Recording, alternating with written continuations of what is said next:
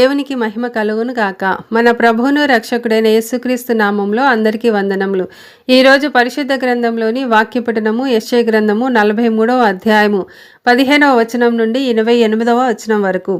యెహోవానగు నేనే మీకు పరిశుద్ధ దేవుడను, ఇశ్రాయేలు సృష్టికర్తనగు నేనే మీకు రాజును. సముద్రములో త్రోవ కలగజేయువాడును, వడిగల జలములలో మార్గము కలగజేయువాడును, రథమును గుర్రమును సేనను సూరులను నడిపించువాడు నగు యెహోవా ఈలాగు సెలవిచ్చుచున్నాడు. వారందరూ ఏకముగా పండుకొని లేవక యుందురు.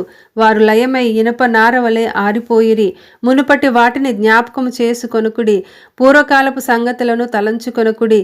ఇదిగో నేనొక నూతన క్రియ చేయుచున్నాను, ఇప్పుడే అది మొలుచును, మీరు దానిని ఆలోచింపరా? నేను అరణ్యంలో త్రోవ కలగజేయుచున్నాను, ఎడారిలో నదులు పారజేయుచున్నాను. నేను ఏర్పరచుకున్న ప్రజలు త్రాగుటకు అరణ్యంలో నీళ్లు పుట్టించుచున్నాను, ఎడారిలో నదులు కలగజేయుచున్నాను. అడవి జంతువులను, అడవి కుక్కలను, నిప్పుకోళ్లను నన్ను గనపరచును. నా నిమిత్తము నేను నిర్మించిన జనులు నా స్తోత్రమును ప్రచురము చేయుదురు. యాకోబు, నీవు నాకు మొరపెట్టుట లేదు. ఇశ్రాయేలు, నన్ను గూర్చి నీవు విసిగితివి గదా. దహన బలులుగా గొర్రెమేకల పిల్లలను నా యొద్దకు తేలేదు. నీ బలుల చేత నన్ను గనపరచలేదు. నైవేద్యములు చేయవలనని నేను నిన్ను బలవంత పెట్టలేదు. ధూపము వేయవలనని నేను నిన్ను విసిగింపలేదు. నా నిమిత్తము సువాసన గల లవంగపు చెక్కను నీవు రూకలిచ్చి కొనలేదు. నీ బలి పశువుల క్రొవ్వు చేత నన్ను తృప్తిపరచలేదు సరే గదా. నీ పాపముల చేత నీవు నన్ను విసిగించితివి, నీ దోషముల చేత నన్ను ఆయాసపెట్టితివి. నేనే నా చిత్తానుసారముగా నీ అతిక్రమములను తుడిచివేయుచున్నాను.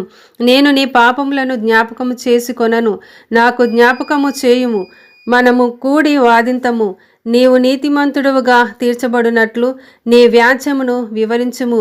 నీ మూల పితరుడు పాపము చేసిన వాడే, నీ మధ్యవర్తులు నా మీద తిరుగుబాటు చేసిన వారే. కావున నేను ప్రతిష్ఠితులగు నీ ప్రధానులను అపవిత్రపరిచి తిని, యాకోబును శపించి తిని, ఇశ్రాయేలును దూషణ పాలు చేసి తిని. ఆమెన్.